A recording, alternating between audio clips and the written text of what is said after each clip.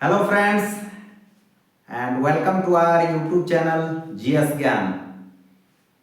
दोस्तों, पिछले वीडियो में हम लोगों ने बात किया था 72 बीपीएससी का एग्जाम पैटर्न क्या होता है। पिछले वीडियो में एक मिस्टेक हुआ था ऑप्शनल को लेके, तो आप लोग करेक्ट कर लीजिएगा इसको। 100 मार्क्स का मैंने बोला था कि ऑप्शनल होता है, लेकिन एक्चुअल में ये 300 मार्क्स का होता है। 300 मार्क्स का ऑप्शनल होता है और ये क्वालिफाइंग इन नेचर है। ऑब्जेक्टिव टाइप क्वेश्चन पूछे जाते हैं 3 आवर्स में, 3 घंटे का इसका ड्यूरेशन होता है। तो ये करेक्ट कर लीजिएगा। पिछले वीडियो में मैंने 100 मार्क्स का बताया था, जो कि 300 मार्क्स का ऑप्शनल होता है। तो ये था एक पिछला वीडियो का करेक्शन। तो दोस्तों, बिना देर किए शुरुआत करते हैं। आज का क्या टॉपिक है, बहुत ही इंपॉर्टेंट टॉपिक होने वाला है दोस्तों। तो सबसे पहले हम साइड में कहीं लिख लेते हैं कि आज का इंपॉर्टेंट टॉपिक क्या क्या है, किस विषय पे हम लोग आज चर्चा करेंगे। तो उसको एक साइड में लिख लेते हैं। यहाँ पे क्या क्या होगा, सबसे पहले हम लोग बात करेंगे सिलेबस क्या होगा, फिर बुक लिस्ट के बारे में बात करेंगे, फिर सब्जेक्ट वाइज जो है वेटेज क्या है, वेटेज क्या है, मीन्स सब्जेक्ट किस किस सब्जेक्ट से कितने कितने मार्क्स के क्वेश्चन पूछे जाते हैं। और हम बात करेंगे स्ट्रेटेजी क्या होना चाहिए, रणनीति क्या होना चाहिए। रणनीति जो है हम लोग का एग्जाम क्लियर करने का क्या होना चाहिए। तो स्ट्रेटेजी रणनीति के बारे में भी हम लोग चर्चा करेंगे। तो दोस्तों, शुरुआत करते हैं सबसे पहले प्रीलिम्स से, क्योंकि पिछले वीडियो में हमने बात किया था एग्जाम का क्या पैटर्न है, कितने फेजेस में एग्जाम लेते हैं। तो हम जानते हैं कि बीपीएससी जो है 3 फेजेस में एग्जाम लेती है, प्रीलिम्स, मेंस और इंटरव्यू।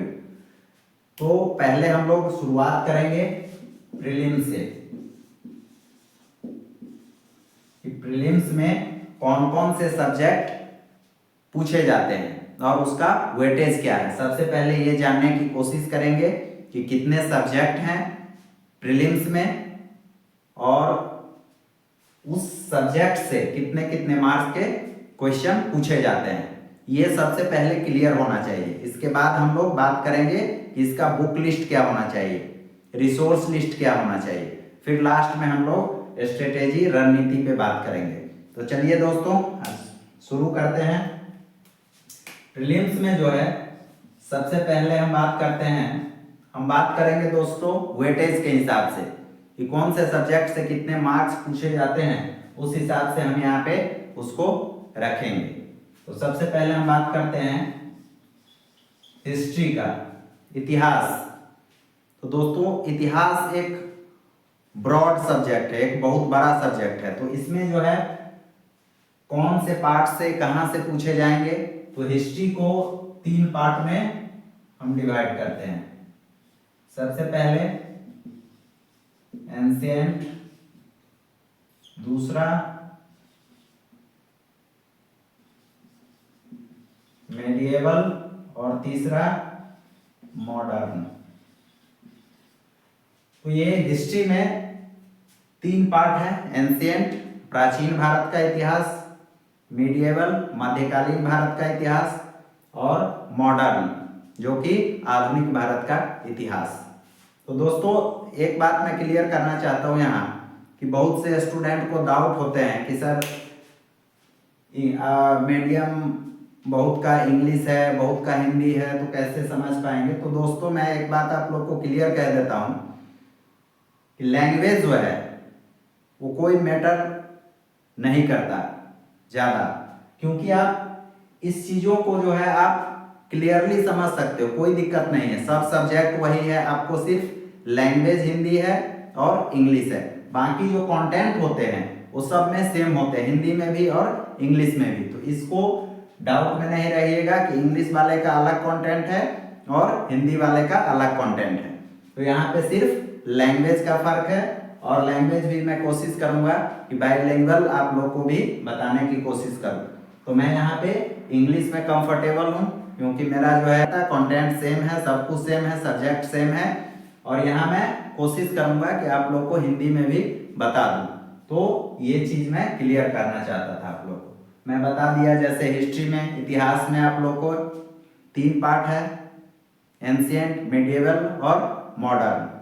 जैसे प्राचीन भारत का इतिहास, मध्यकालीन भारत का इतिहास और आधुनिक भारत का इतिहास। तो अब देखते हैं दोस्तों कि इस सब का वेटेज क्या है। एग्जाम में वेटेज सबसे ज्यादा किसका है वो देखना बहुत जरूरी है। जब तक आप ये नहीं देखोगे कि कौन से सब्जेक्ट से कितने क्वेश्चन पूछे जाते हैं, तब तक आप कहाँ, कैसे और कितना पढ़ोगे। तो इसलिए वेटेज जानना बहुत जरूरी है। तो हम बात करते हैं एंशिएंट में, पिछले जो प्रीवियस ईयर को देखते हुए हम बात करते हैं एंशिएंट से लगभग 4 से 5 क्वेश्चन पूछे जाते हैं, 4 से 5 नंबर के।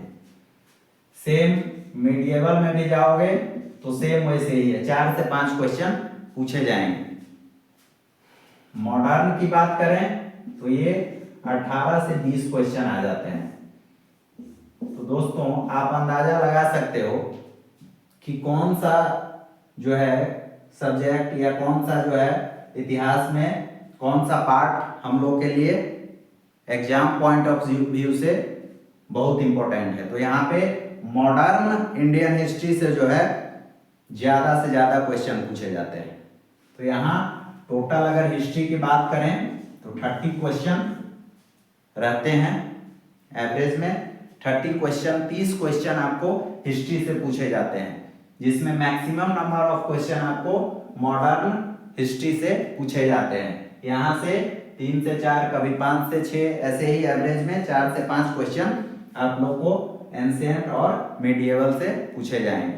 तो हम लोग को डेफिनेटली मॉडर्न पे ज्यादा फोकस करना है, क्योंकि इसका वेटेज ज्यादा है। तो ये हो गया दोस्तों हिस्ट्री का, जो कि 3 पार्ट में है, एंशिएंट, मिडिएवल और मॉडर्न। अब बात करते हैं दूसरा नंबर का। तो दूसरा में है दोस्तों साइंस। साइंस का कितना वेटेज है, ये भी लगभग 30 क्वेश्चन पूछे जाते हैं साइंस से। जनरल साइंस से आपको 30 क्वेश्चन पूछे जाते हैं। इसमें भी आपका 3 सब्जेक्ट आ जाते हैं, बायोलॉजी, दूसरा फिजिक्स और तीसरा केमिस्ट्री। तीसरा जो है केमिस्ट्री।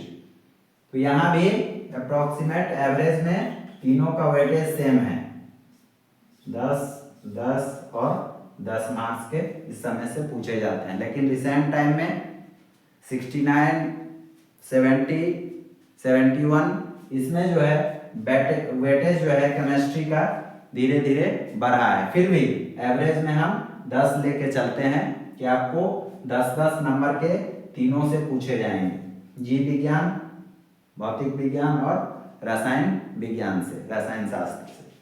तो ये विज्ञान का था, जो कि ये 30 मार्क्स, ये 30 मार्क्स। अब तीसरा हम बात करते हैं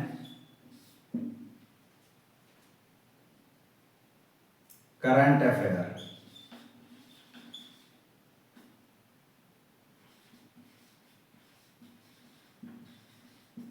करंट अफेयर्स, करंट अफेयर्स का भी लगभग 30 मार्क्स का क्वेश्चन पूछे जाते हैं करंट अफेयर्स में भी। तो करंट जो है वेरी वेरी इंपॉर्टेंट है। यहीं पे जो है स्टूडेंट पिछड़ जाते हैं। हिस्ट्री, साइंस, पॉलिटी, इकोनॉमिक्स, ये जो बेसिक चीजें हैं, ये जो फंडामेंटल जो है वो सबको पता रहता है, कम और ज्यादा। फंसते हैं स्टूडेंट करंट अफेयर्स पे, क्योंकि ये करंट इवेंट्स जो होते हैं वो जो है ज्यादा नंबर, अभी वेटेज जो है धीरे धीरे करंट अफेयर्स का बढ़ रहा है। तो इसमें जो है 30 मार्क्स के क्वेश्चन आपसे पूछे जाएंगे। करंट का जो मेन जो इम्पोर्टेंट है, ध्यान देने वाली है, जो इस सब्जेक्ट में नहीं पूछे जाते हैं, जैसे आपका हो गया नॉवेल, आपका हो गया अवार्ड, आपका हो गया ऑथर, बुक, ये सब जो है जो न्यूज में है उस हिसाब से करंट अफेयर्स का 30 मार्क्स का क्वेश्चन पूछे जाते हैं। तो इसको दोस्तों यहाँ से मिटा देते हैं, आप लोग लिख लीजिएगा। फिर तीसरा तक हो गया, फिर अब चौथा हम बात करते हैं। इसमें जो है करंट का जो है दोस्तों जो वेटेज जो बढ़ा है वो बहुत ही करंट इवेंट्स पे क्वेश्चन पूछे जाते हैं। जैसे साइंस टेक में भी करंट है, इकोनॉमिक्स, पॉलिटी, आपका बिहार स्पेशल, ये सब जो है करंट टॉपिक ज्यादा स्टैटिक से जोड़कर पूछे जाते हैं। चौथा बात करेंगे हम बिहार स्पेशल। बिहार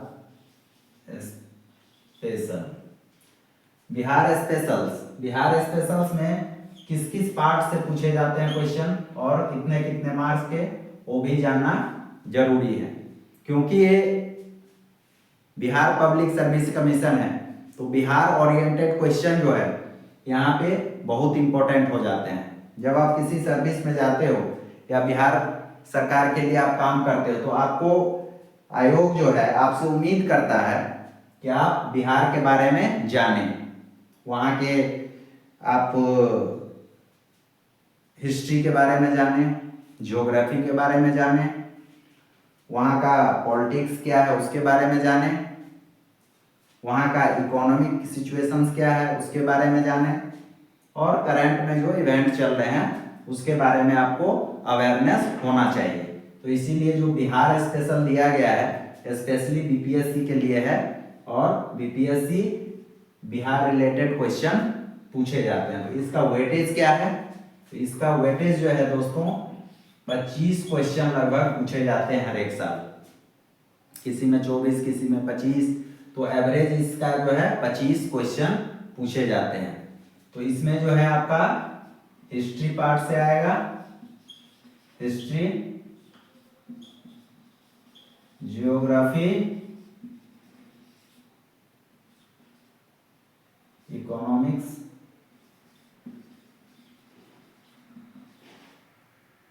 और करंट अफेयर्स। यहाँ से 7 से 8 क्वेश्चन पूछे जाएंगे, यहाँ से 7 क्वेश्चन, यहाँ से लगभग 2 से 3 क्वेश्चन पूछे जाएंगे, और करंट से लगभग 5 से 7 क्वेश्चन पूछे जाएंगे। तो इस हिसाब से जो है दोस्तों 25 मार्क्स का क्वेश्चन यहाँ से पूछे जाएंगे। तो ये हो गया दोस्तों बिहार स्पेशल का। इसके लिए कौन से बुक फॉलो करने हैं, कौन से रिसोर्स लिस्ट फॉलो करने हैं, वो हम आगे बात करेंगे। पहले हम देख लेते हैं कि कौन कौन से सब्जेक्ट हैं और उसका वेटेज क्या है, एग्जाम में कितने मार्क्स के पूछे जाते हैं। तो ये हम अभी देख रहे हैं। तो ये बिहार स्पेशल का जो है कैटेगरी वाइज कितने मार्क्स के पूछे जाते हैं वो है। अब हम 5वां नंबर पे बात करते हैं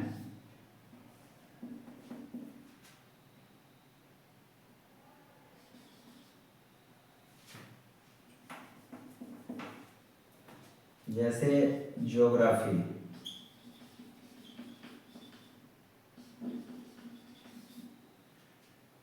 ज्योग्राफी में लगभग दोस्तों आपको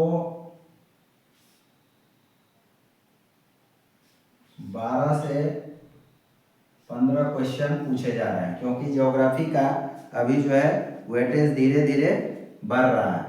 तो 12 से 15, पहले जो था 10 से 12 क्वेश्चन पूछे जाते थे, लेकिन पिछले कुछ सालों से 69वीं से लेके अभी 71वीं तक लगभग 12 से 15 क्वेश्चन पूछे जाने लगे हैं।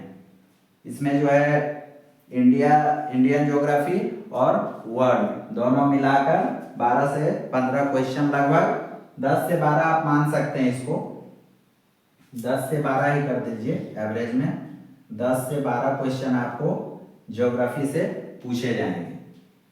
तो इसमें जो है ज्योग्राफी से आपको 10 से 12 क्वेश्चन रहेंगे और ये इम्पोर्टेंट है। जो भी करंट टॉपिक है वो ज्योग्राफी से भी पूछे जाते हैं, और क्योंकि ये बिहार स्पेशल का भी पार्ट है तो ज्योग्राफी में जो है ज़्यादातर बिहार स्पेशल से क्वेश्चन पूछे जाते हैं। ज्योग्राफिकल एरिया क्या है बिहार का, रिवर्स, आपका जो है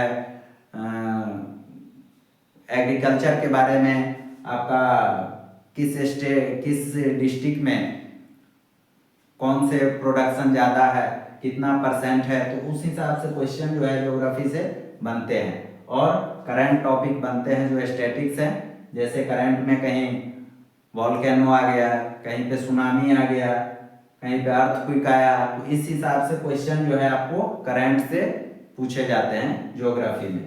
तो 10 से 12 ये भी बहुत इंपॉर्टेंट टॉपिक है, और जब आप करंट से जुड़े रहोगे और साथ में स्टैटिक को लेके चलोगे तो ये हो जाते हैं, ऐसा नहीं है। छठा बात करते हैं दोस्तों मैथ का। मैथ जो है दोस्तों लगभग 10 क्वेश्चन पूछे जाते हैं, ये फिक्स है।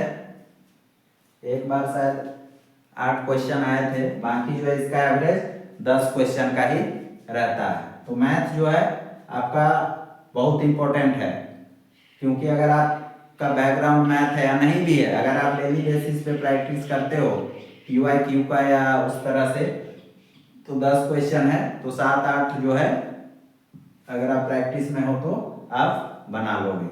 तो ये मैथ का हो गया 10 मार्क्स का। आगे हम बात करते हैं पॉलिटी,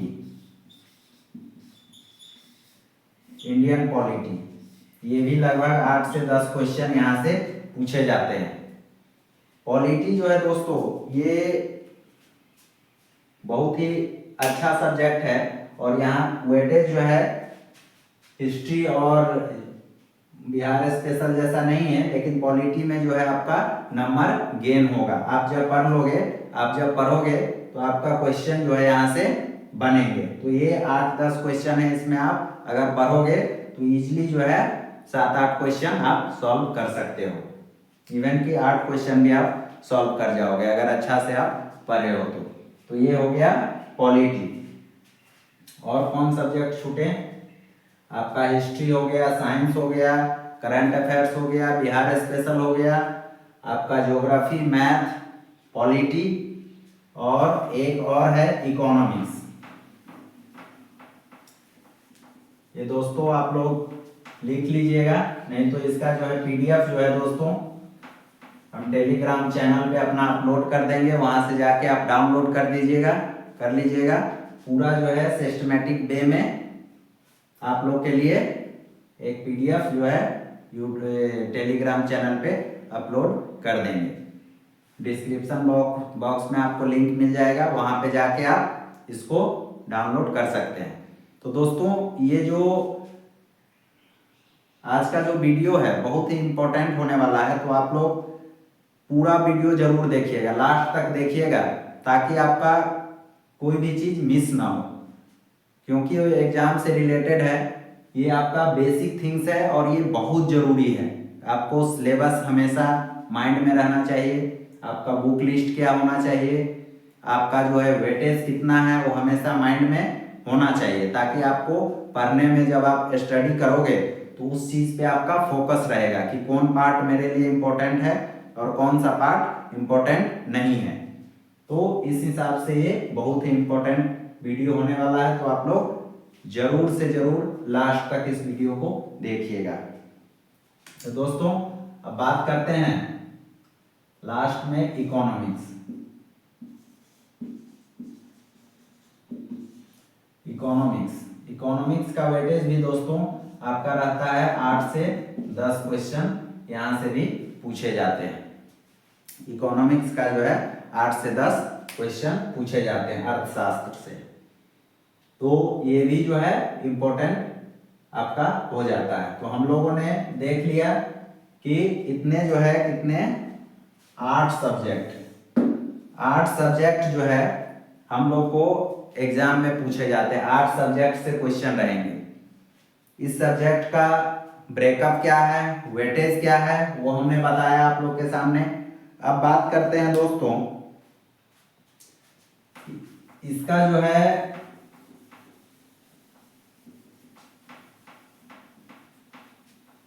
रिसोर्स लिस्ट क्या होगा। अब बुक लिस्ट पे बात करते हैं।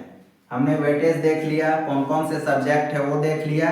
अब हम बात करते हैं कि कौन से रिसोर्स फॉलो करना है, कौन से बुक लिस्ट फॉलो करना है। ये भी बहुत जरूरी है, क्योंकि आप एक बार जब तक आप बुक लिस्ट फिक्स नहीं करोगे, आप बुक लिस्ट को आप आइडेंटिफाई नहीं करोगे, बार बार आपका जो है कुछ दिन पढ़ोगे, 1 महीना, फिर आपको डाउट होगा कि शायद इस सब्जेक्ट के लिए ये भी बुक पढ़ लें।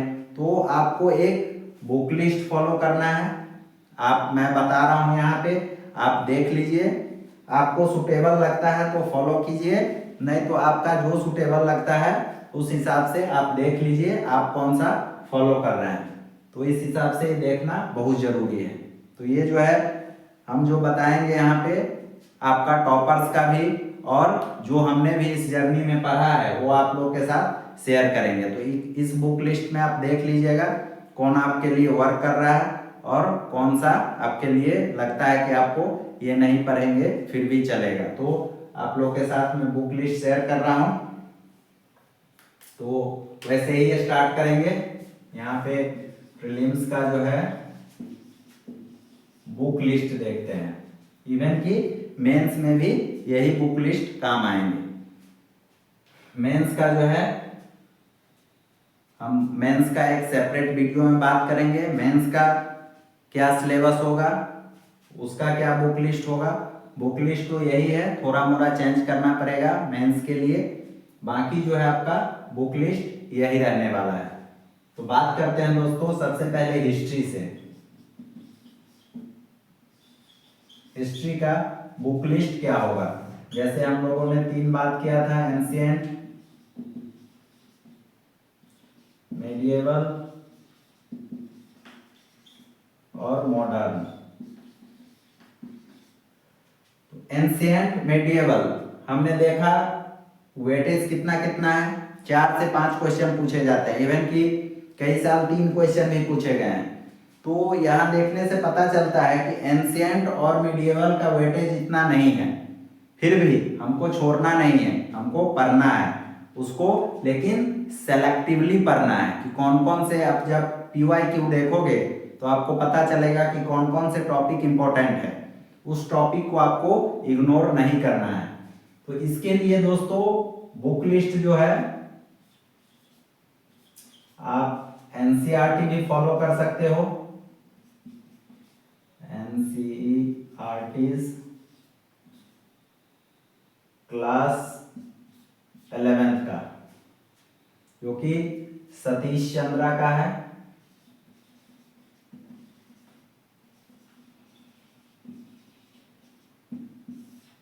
सतीश चंद्रा का है आपका NCERT का बुक।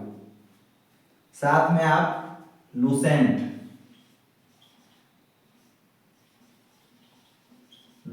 का जो है दोस्तों आपका फैक्ट बेस रहेंगे, और आपको क्रोनोलॉजी के हिसाब से अच्छा इसमें लुसेंट में एक्सप्लेन हर एक मतलब क्रोनोलॉजी वाइज दिया गया है। तो आप लुसेंट जो फॉलो कर लोगे, और साथ में NCERT नहीं भी पढ़ोगे, अगर टाइम है आपके पास तो आप पढ़ सकते हैं। NCERT का बुक तो बहुत अच्छा होता है, आपका नॉलेज गेन करेगा। बट इफ आपके पास टाइम कम है तो आप लुसेंट को फॉलो कर सकते हैं। लुसेंट में आपको जो है फैक्चुअल और क्रोनोलॉजी वाइज दिया गया है। तो यहाँ से आपको ये दोनों जैसे इंपॉर्टेंट टॉपिक है, जैसे इंडस वैली सिविलाइजेशन, जैसे दिल्ली सल्तनत, मुगल, ये सब आपको जो है आप जब पढ़ोगे कुछ कुछ इंपॉर्टेंट टॉपिक है तो वहां से आपको यहाँ से ये सब कवर कर लीजिएगा प्रीवियस ईयर के हिसाब से। बाकी NCERT मैं प्रेफर करूंगा कि एक बार आप NCERT 11th का बुक जो है सतीश चंद्रा का, वो हिंदी इंग्लिश दोनों मीडियम में है, आप इसको पढ़ सकते हैं। आपका नॉलेज जो है गेन होगा और आपका जो है आंसर राइटिंग में काम देगा। और बाकी एक लुसेंट ले लीजिए, उसका भी आप क्रोनोलॉजी देखिए। तो ये सफिशिएंट है आपका, क्योंकि इसका वेटेज जो है 4 से 5 क्वेश्चन ही पूछे जाते हैं। ऐसा नहीं है कि एंशिएंट और मेडिएवल में इतना पढ़ लिए कि यहाँ पे मॉडर्न आपका लैग कर रहा है, तो ऐसा नहीं करना। वेटेज के हिसाब से हम लोग को पढ़ना है, स्मार्ट स्टडी करना है हार्ड वर्क के साथ। तो यहाँ पे हमने देखा इतना सफिशिएंट है। लुसेंट ले लीजिए और एनसीईआरटी का क्लास 11th का, आप मेरे पास है बुक, दिखा देता हूँ। देखिए ये है एंशिएंट हिस्ट्री क्लास 11th का, जो कि राम शरण शर्मा का है ये बुक। ये बुक भी बहुत अच्छा है, मैंने पढ़ा है इस बुक को। और दूसरा आप देखिए मेडिएवल का जो है, medieval India class 11th by Satish Chandra. तो ये बुक ज़्यादा मोटी नहीं है, 5 से 7 दिन में आप पढ़ोगे तो इसको एक रीडिंग आप दे सकते हो, कोई दिक्कत नहीं है। और यहाँ से 1-2 रीडिंग दोगे, फिर आप लुसेंट देख लीजिए, क्रोनोलॉजी क्या है, that is sufficient for ancient and medieval. अब बात करते हैं मॉडर्न का। मॉडर्न में दोस्तों, मॉडर्न में क्योंकि वेटेज ज़्यादा है तो यहाँ आपको पढ़ना भी ज़्यादा पड़ेगा। ऑथेंटिक सोर्स, आपका रिसोर्स क्या होना चाहिए वो भी आपको यहाँ पे आइडेंटिफाई करना पड़ेगा। तो दोस्तों सबसे पहले तो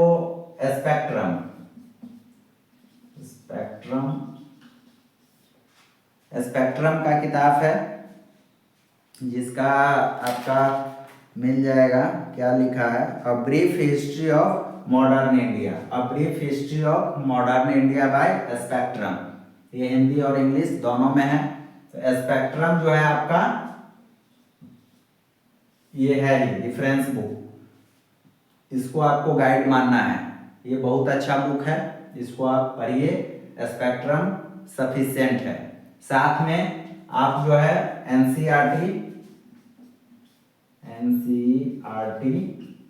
एनसीईआरटी का कौन सा बुक है, एक बार आप पढ़ लीजिएगा इसको। बाकी जो है टाइम मिले तो बढ़िया बुक है ये, दोनों हिंदी इंग्लिश दोनों में है। मॉडर्न इंडिया क्लास 12th का मॉडर्न इंडिया बुक है, एनसीईआरटी क्लास 12th का।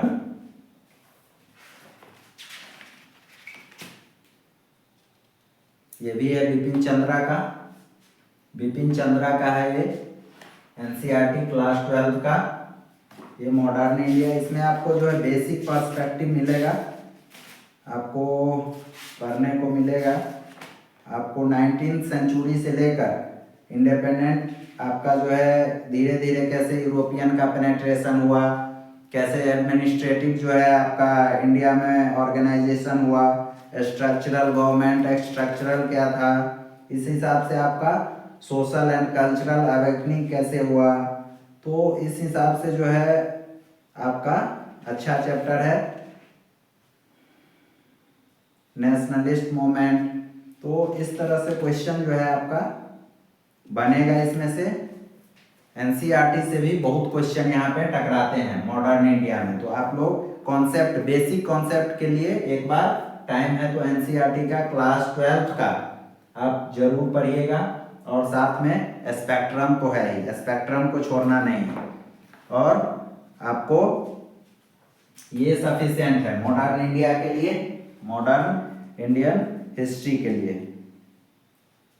साथ में आप फैक्चुअल के लिए आप लुसेंट का यूज कर सकते हैं डाटा के लिए, या फैक्चुअल कोई भी, जैसे आपका किसी क्रोनोलॉजी की ज़रूरत है तो उस हिसाब से आपका लुसेंट में अच्छे तरीके से दिया हुआ है। तो यहाँ भी मॉडर्न के लिए भी आप लुसेंट स्पेसिफिक मॉडर्न इंडिया के लिए आप चूज कर सकते हैं। बाकी स्पेक्ट्रम और एनसीईआरटी क्लास 12 का सफिशिएंट है, इसको आप बार बार पढ़िए, यहीं से क्वेश्चन टकराएंगे आपको। तो ये हो गया आपका हिस्ट्री के लिए। अब बात करते हैं हम साइंस।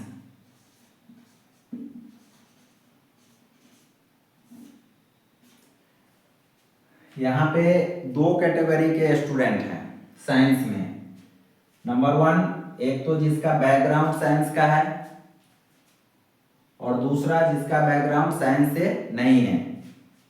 फिर भी जनरली लोग पढ़े होते हैं 10th तक, लेकिन जो साइंस बैकग्राउंड के हैं, जो इंटर साइंस से किए हैं या जो आगे साइंस से किए हैं, एमएससी या बीएससी किए हैं, तो उसके लिए थोड़ा इजी हो जाता है। तो यहाँ पे साइंस में जो है दोस्तों आपको एनसीईआरटी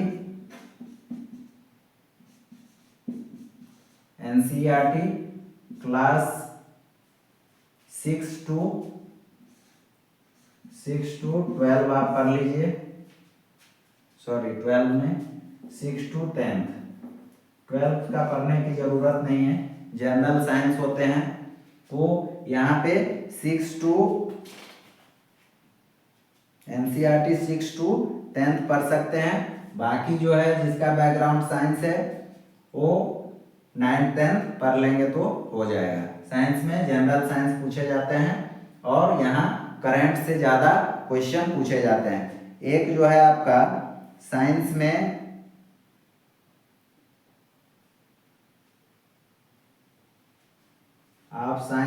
जो है घटना चक्र,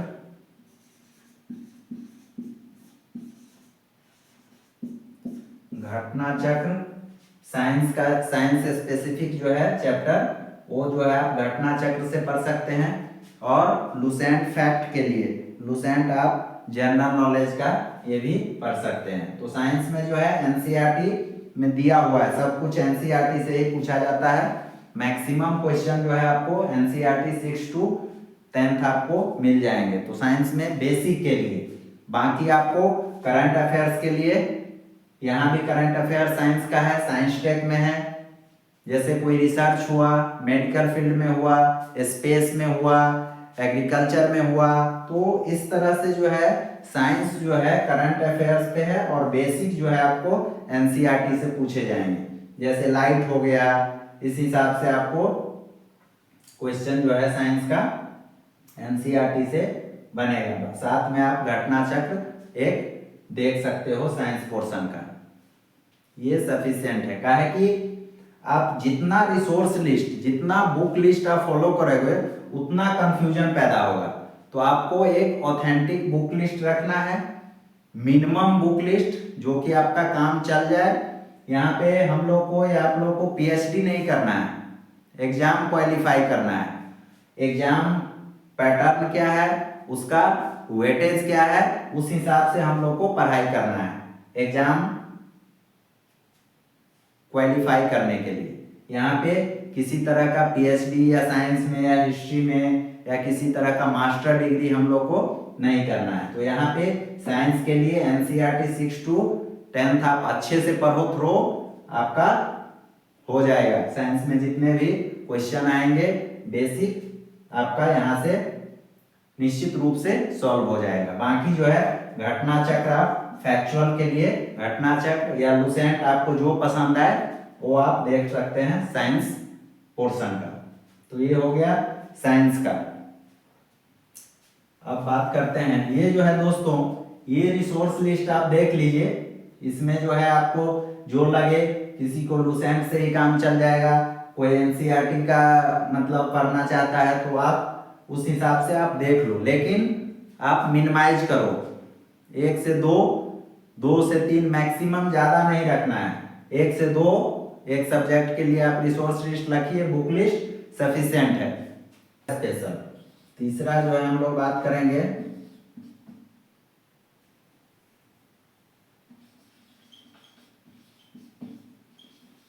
बिहार स्पेशल। बिहार स्पेशल में दोस्तों यहाँ पे जो है आपका जैसे हिस्ट्री हो गया, ज्योग्राफी हो गया, इकोनॉमिक्स हो गया या करंट अफेयर्स हो गया। तो हिस्ट्री में जो है आपका बिहार स्पेशल के लिए, सभी के लिए आप जो है या तो क्राउन पब्लिकेशन का बिहार जनरल नॉलेज करके आता है, वो आप पढ़ सकते हैं। उसमें भी अच्छा से दिया है, इंग्लिश में भी है ये। और एक है इम्तियाज अहमद सर का। इम्तियाज अहमद सर का जो है बुक ऑब्जेक्टिव है और हिंदी मीडियम में है, तो अच्छा है, मेरे पास है, आप लोग को दिखा देता हूँ मैं। बुक ये है, इम्तियाज अहमद और रजनीश कुमार, ये बुक है, आप लोग ले सकते हैं। बिहार एक परिचय, वस्तुनिष्ठ ऑब्जेक्टिव टाइप क्वेश्चन है, और यहाँ पे बिहार हर एक पार्ट से क्वेश्चन जो है दिया गया है इसमें। जैसे हिस्ट्री से बिहार स्पेसिफिक क्वेश्चन, आपको ज्योग्राफी से, इकोनॉमिक्स से, सब चीज से यहाँ पे कैटेगरी वाइज दिया हुआ है इसमें। तो ये अच्छा है बिहार स्पेशल के लिए। और क्राउन का साथ में आप कोई भी करंट अफेयर्स का यहाँ पे कोई भी आप जो है मैगजीन यूज कर सकते हैं बिहार से रिलेटेड, जैसे स्पीडी बिहार हो गया, या फिर दृष्टि का जो है मंथली हो गया। तो इस तरह से बिहार स्पेशल के लिए ये 2 बुक सफिशिएंट है। साथ में करंट अफेयर्स को, बिहार से रिलेटेड जो भी करंट अफेयर्स है उस पर फोकस करना है।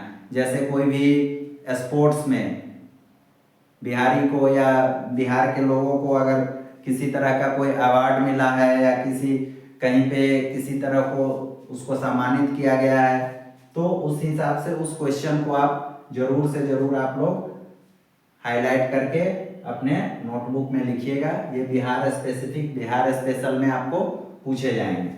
तो क्राउन का और या इम्तियाज अहमद सर, ये दोनों आप फॉलो कर सकते हैं। इम्तियाज अहमद सर का ऑब्जेक्टिव टाइप है, अच्छा है, कैटेगरी वाइज किया गया है, हिस्ट्री, ज्योग्राफी, इकोनॉमिक्स, इस तरह से।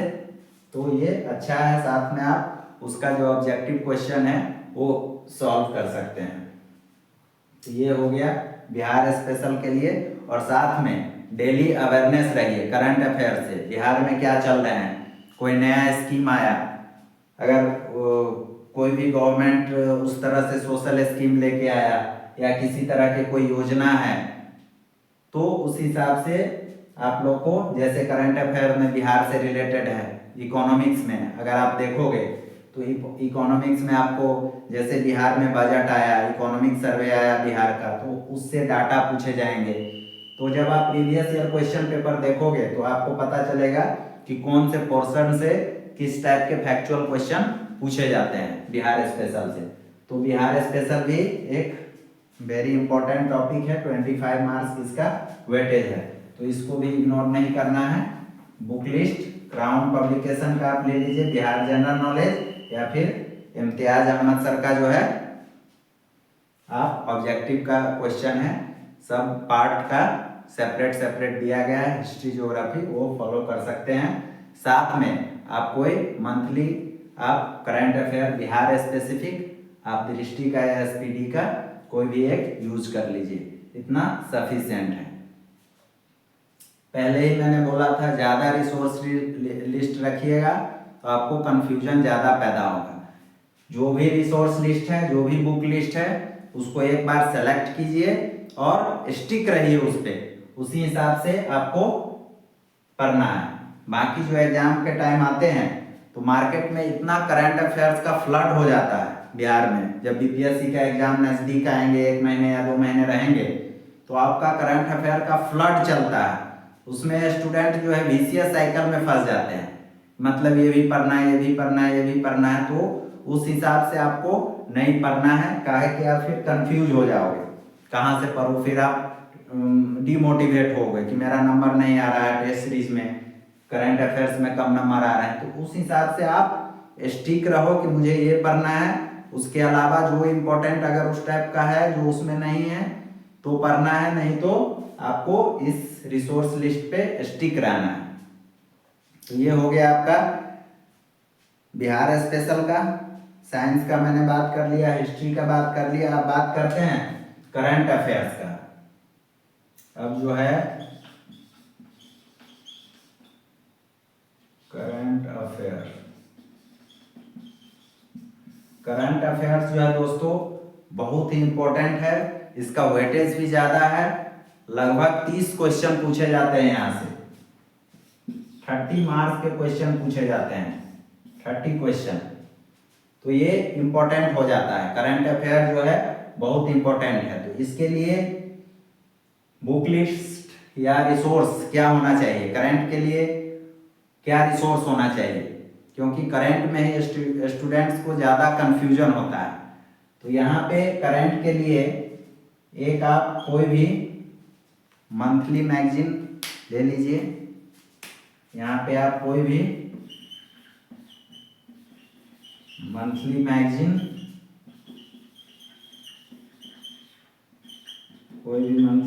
ले सकते हैं। आप हिंदी से हैं तो आप जैसे इनसाइट आईएएस का है, विजन का इंग्लिश में है, दृष्टि आईएएस का है, तो इस तरह से कोई भी एक मैगजीन मंथली मैगजीन पकड़िए। और जैसे एग्जाम टाइम में पीटी 365 आता है विजन का, तो वो जो है आपका, अगर आप मंथली कवर करोगे मंथली मैगजीन, उसमें से सिर्फ कुछ पार्ट जो है इम्पोर्टेंट टॉपिक वो आपको देखना है। जैसे आपका इंटरनेशनल रिलेशन से हो गया, पॉलिटी से हो गया, करंट में कुछ टॉपिक हो गया, साइंस टेक से हो गया। तो इस तरह के क्वेश्चन जो है इम्पोर्टेंट टॉपिक थ्रो जस्ट ऊपर उसको देखना है। बाकी आप मंथली मैगजीन फॉलो करो, किसी का भी करिए, सबका अच्छा है, ऐसा नहीं है। आप इंग्लिश से है तो विजन आईएएस का भी अच्छा है, दृष्टि का भी है, इनसाइट आईएएस का है। तो कोई भी आप मंथली मैगजीन यूज करिए। और साथ में आप फैक्ट के लिए एसपीडी यूज कर सकते हैं। एसपीडी का करंट अफेयर्स का आता है, आप ये यूज कर सकते हैं। इसमें फैक्ट्स आपका अच्छी तरीका से दिया होता है। तो एसपीडी का यूज करिए या मंथली एक मैगजीन रखिए। और साथ में आपको न्यूज़पेपर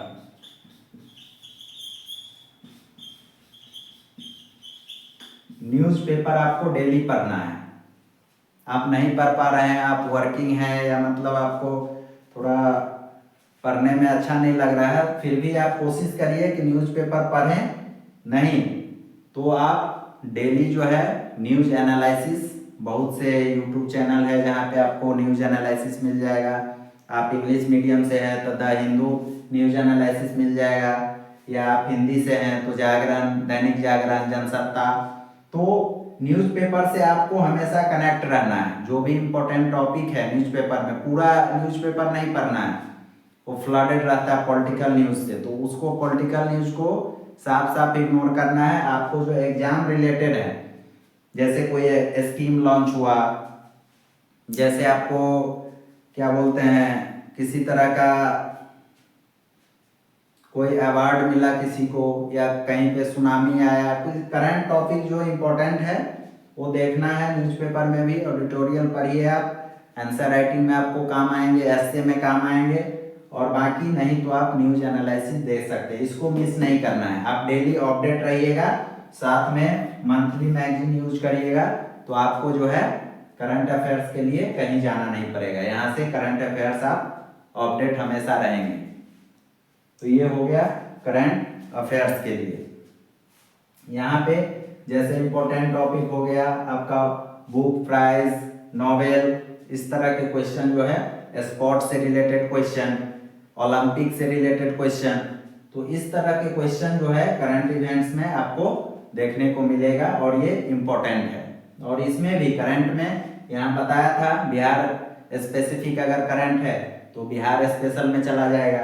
तो इस हिसाब से अगर करंट फॉलो कर रहे हो पूरा ओवरऑल, तो आपका वहीं से सब सेग्रीगेशन होगा। बिहार करंट के लिए आपको डेली आप न्यूज़पेपर पढ़िए या न्यूज़ एनालिसिस देखिए, और साथ में कोई भी एक मैगजीन आप ले लीजिए जो आपको अच्छा लगता है। और एसपीडी फैक्चुअल के लिए अगर पढ़ना चाहते हैं तो एक बार देख लीजिए इसको। बाकी करंट के लिए इतना सफिशिएंट है, ज़्यादा माथा और ज़्यादा कन्फ्यूजन होने की ज़रूरत नहीं है कि करंट के लिए भाग रहे हैं, क्या पढ़े, करंट में ही कंफ्यूज रहते हैं।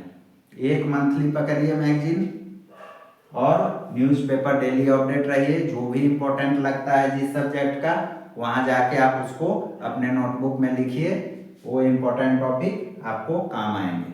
कोई इंडेक्स हो गया या कुछ इस तरह का आया, या वर्ल्ड बैंक का कोई रिपोर्ट आया या आपको IMF का कोई इस तरह से आया रिपोर्ट, जैसे अभी वर्ल्ड बैंक का एक रिपोर्ट आया था कि इंडिया जो है अभी जो है कर्जदारों के लिस्ट में सबसे आगे है, तो इस तरह से जो है आपका क्वेश्चन जो है वहाँ से बनेंगे। जब आप न्यूज़पेपर पढ़ोगे, डेली अपडेट रहोगे मैगजीन से, तो आपको कुछ ज़्यादा नहीं करना है, आप डेली बेसिस पे, रेगुलर बेसिस पे ये हो जाएंगे। तो करंट अफेयर्स का पार्ट ये रहा आपका, कंफ्यूजन नहीं हो क्रिएट करना है, आप एकदम जो है रिसोर्स लिस्ट मिनिमाइज करके रखिए और डेली अपडेट रहिए। अवेयरनेस बहुत जरूरी है, क्योंकि आप बिहार का एक टॉप लेवल का एग्जाम का तैयारी कर रहे हो, आप टॉप सर्विसेज में जाने की तैयारी कर रहे हैं, तो वहां आपकी अवेयरनेस जरूरी है। आप अवेयर नहीं रहोगे, वही तो चेक करता है पीटी में, क्या चेक करता है कि आप कितने अवेयर हो, आपका जनरल मेंटल एबिलिटी चेक किया जाता है कि आप इस एग्जाम के लिए प्रिपेयर्ड हो या नहीं हो, यही चेक किया जाता है प्रीलिम्स में। जो नहीं होते हैं अवेयर वो बाहर हो जाते हैं। ज्योग्राफी का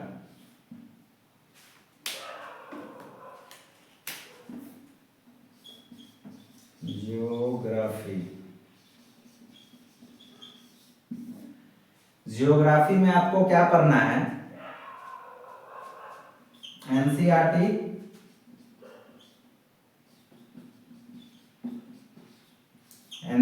जो है ज्योग्राफी में आप कब से कब तक, वैसे तो 11-12 का सफिशिएंट है, बट ज्योग्राफी में आप 9 to 12 कोशिश करिए, 9 to 12 ज्योग्राफी आपका जो है 11th और 12th का इम्पोर्टेंट है। बेसिक कॉन्सेप्ट आपका इंडियन ज्योग्राफी का यहाँ से मिल जाएंगे। बाकी जो है 9-10 से भी क्वेश्चन आते हैं, तो ज्योग्राफी में जो है आपका एनसीईआरटी 9 to 12, साथ में आप करंट अफेयर से आपको यहाँ पे करंट ओरिएंटेड टॉपिक ज़्यादा पूछे जाते हैं ज्योग्राफी में, तो आपको करंट के साथ अवेयर रखना है ज्योग्राफी में। और आपको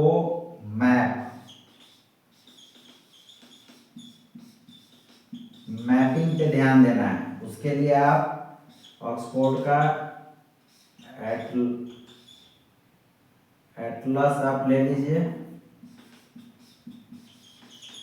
एटलस जो है आपका लीजिए, कोई भी प्लेसेस इन न्यूज है तो यहाँ पे आप उसको मैपिंग करिए, साथ में आपका बेसिक यहाँ से क्लियर हो गया, इसमें भी मैपिंग का बहुत दिया हुआ है। साथ में आप जो करंट टॉपिक है, जैसे प्लेसेस इन न्यूज, चाहे किसी तरह के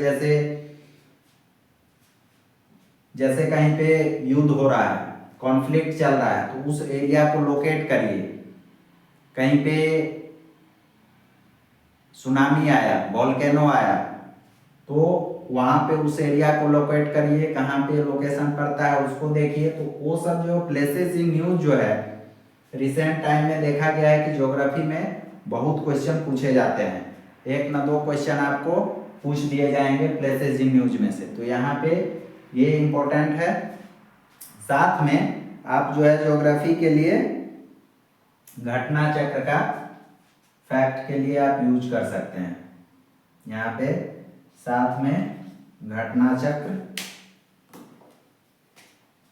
यहाँ लिख देता हूं, घटना चक्र जो है आप यूज कर सकते हैं। तो ये हो गया आपका ज्योग्राफी का। आगे बात करते हैं, सबका पीडीएफ हम दे देंगे, आप लोग डाउनलोड कर लीजिएगा वहां से पूरा सिस्टमैटिक वे में। तो यहाँ जो है अब बात करते हैं पॉलिटी।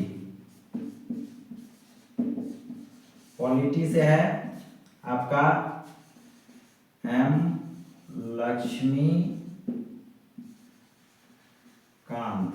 लक्ष्मीकांत जो है ये तो पढ़ना ही पढ़ना है पॉलिटी के लिए, इतना मान के चलिए। अगर आपका बेसिक थोड़ा वीक है या बेसिक आपका कॉन्सेप्ट क्लियर करना है तो आप पहले पढ़ सकते हैं एनसीईआरटी, जो कि क्लास 11th का बुक है। इसका नाम है Indian constitution at work. Hindi में भी है, इंग्लिश में भी है। इससे आपको बेसिक कॉन्सेप्ट क्लियर हो जाएगा।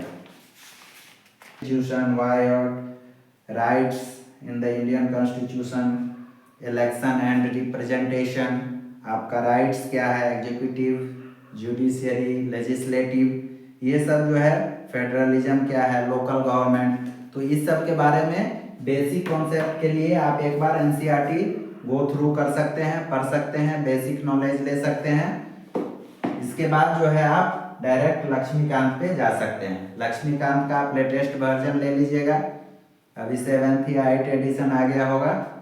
तो उस हिसाब से जो है पॉलिटी के लिए लक्ष्मीकांत, साथ में बेसिक कॉन्सेप्ट के लिए एनसीईआरटी क्लास 11th का बुक जो है आप पढ़िए, इंडियन कॉन्स्टिट्यूशन एट वर्क।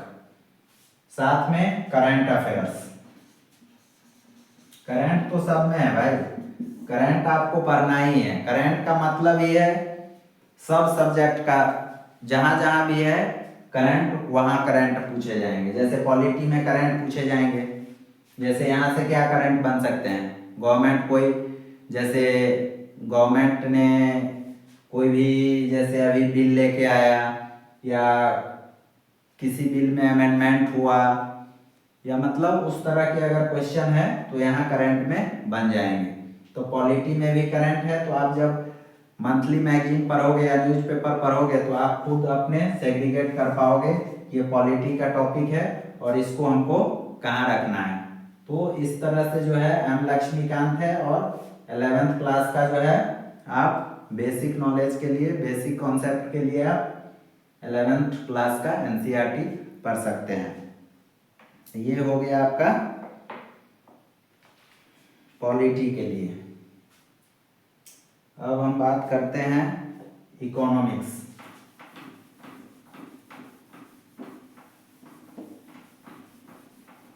अब इकोनॉमिक्स में, इकोनॉमिक्स का भी वेटेज है, 8 से 10 क्वेश्चन पूछे जाते हैं इकोनॉमिक्स।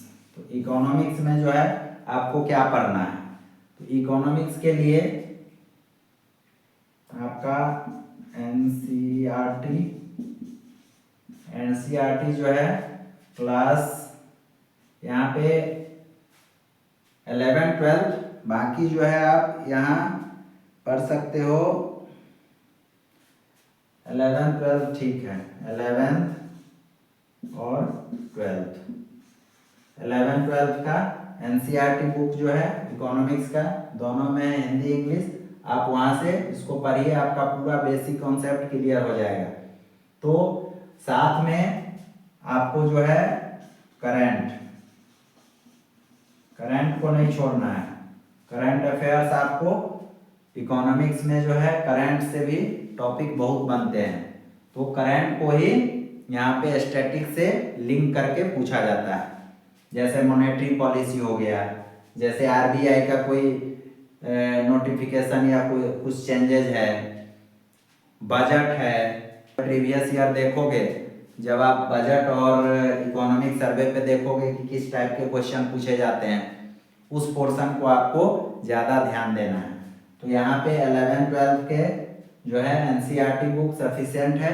साथ में करंट का टॉपिक आप जब मंथली मैगजीन फॉलो कर रहे हो या आप न्यूज़पेपर पढ़ रहे हो तो वहाँ से पता चल जाएगा कौन से टॉपिक जो है करंट का इम्पोर्टेंट है इकोनॉमिक्स के लिए। साथ में आपको बजट और इकोनॉमिक सर्वे देखना है।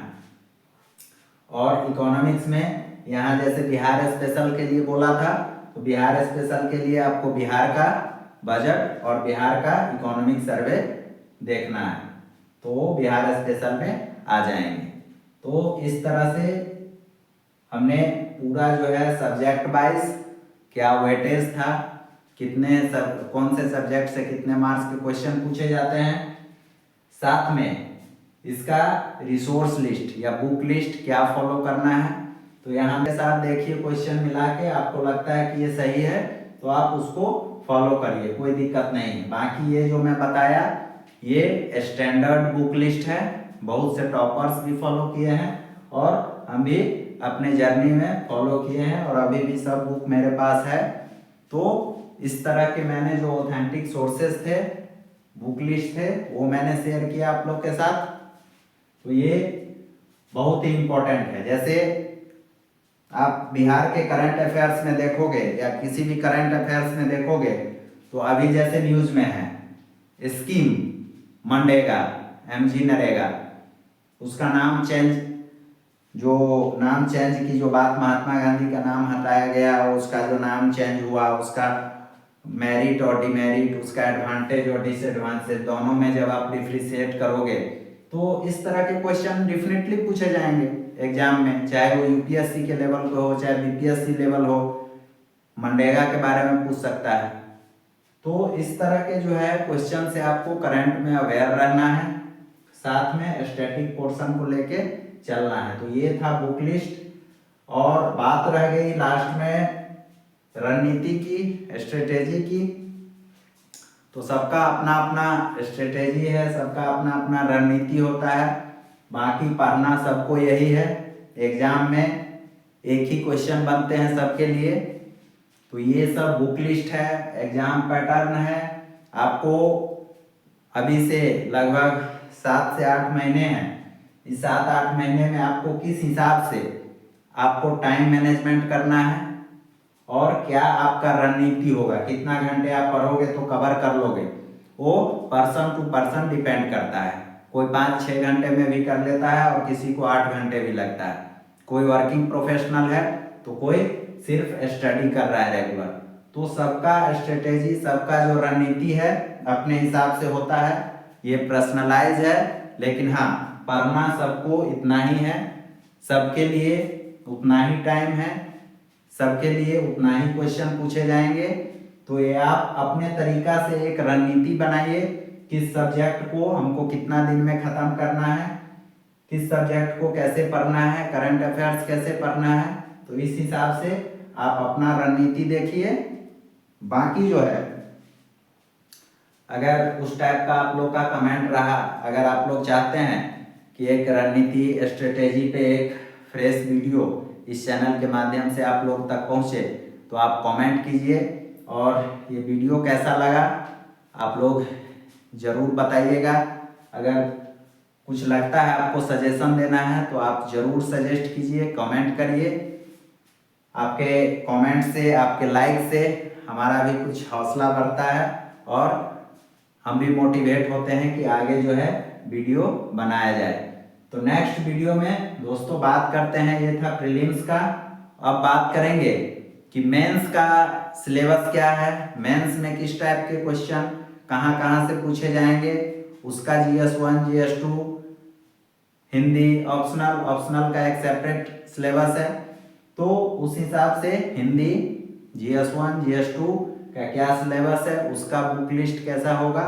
मैक्सिमम तो बुक लिस्ट यही रहेंगे सब, कुछ चेंजेस मेंस के लिए किए जाएंगे तो ऑनलाइन रिसोर्सेज से आपको मिल जाएंगे, तो वो डिस्कस करेंगे नेक्स्ट वीडियो में। तो दोस्तों इस वीडियो को ज़्यादा से ज़्यादा शेयर करिए, लाइक करिए और इस चैनल को सब्सक्राइब करिए। मिलते हैं दोस्तों फिर से अगले वीडियो में, तब तक के लिए खुश रहिए, मस्त रहिए। Thank you.